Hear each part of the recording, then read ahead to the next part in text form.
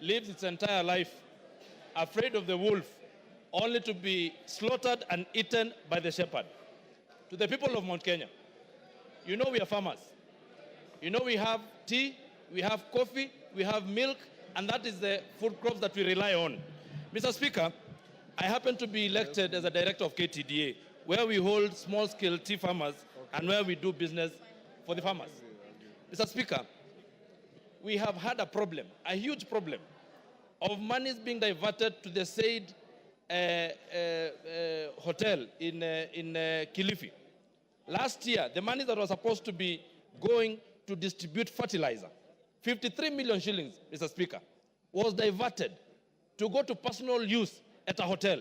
Mr. Speaker, as we speak here, as we stand here, the people of Mount Kenya have been burning their tea bushes and factories because we have a glut in Mombasa that has been occasioned by the influence of the Deputy Speaker who was given, Deputy President who was charged with the responsibility of making sure that those people who voted the government in benefit and reap from their hard work and their sweat. Mr. Speaker, they will not see the hard-earned money that was supposed to go to their pockets because the Deputy President of the Republic of Kenya, after being charged with the responsibility of making sure that we have guaranteed minimum returns for those farmers, he continued to go and give guaranteed minimum returns to himself and to his family, to his children, to his spouse, and to his colleagues that we have seen they share companies with. Mr. Speaker, as we stand here, we have lost our milk industry. We have lost our coffee industry. You have seen that we have cooperatives where farmers are now stuck with their coffee.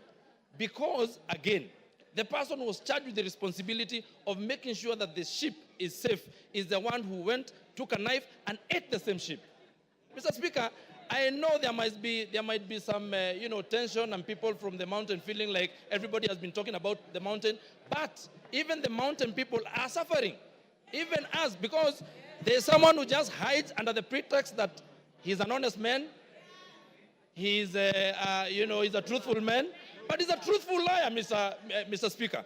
Therefore, I want to say this: the seat of the presidency is a symbol of unity in this country. And when the deputy president stands and accuses the NIS, like he did in Mombasa, we live in a community, and even the people who are in the intelligence sector live in a community.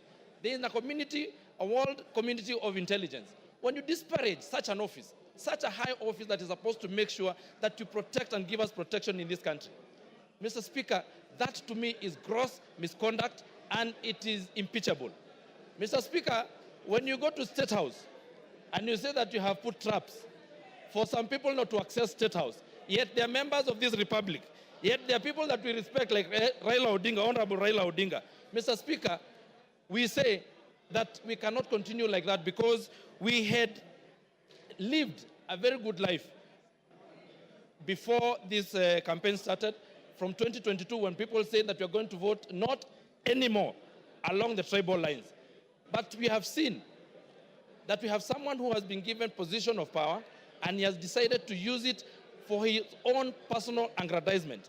Mr. Speaker, the people who are watching the interview yesterday, they sat and asked, how is it that the people who are of age and people who've been doing business have not been able to access 600 million shillings in a bank? How many business people here have accessed 600 million shillings and what is their collateral?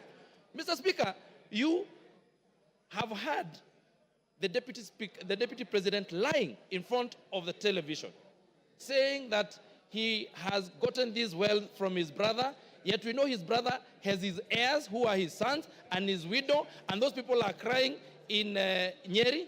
The same way, people who are my members of parliament, my constituents like UHURU Kenyatta, is crying. His goats were eaten the other day in Roiro.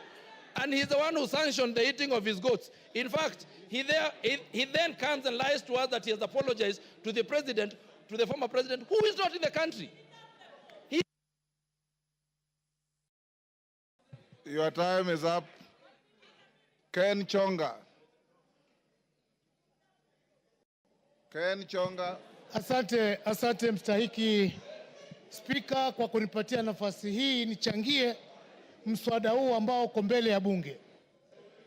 Mstahiki Spika, mimi sijaokoka na nimesikia wenzangu kila wakichangia hapa wanataja sehemu fulani fulani za Biblia ambazo kwamba zinaambatana na matamshi ambayo wanataka huko yazungumza, lakini kwa kwamba kweli kuna mbinguni na kuna hera, nafikiria Rigathi Gachagua atakuwa kuni za kuchoma ambao watachomwa.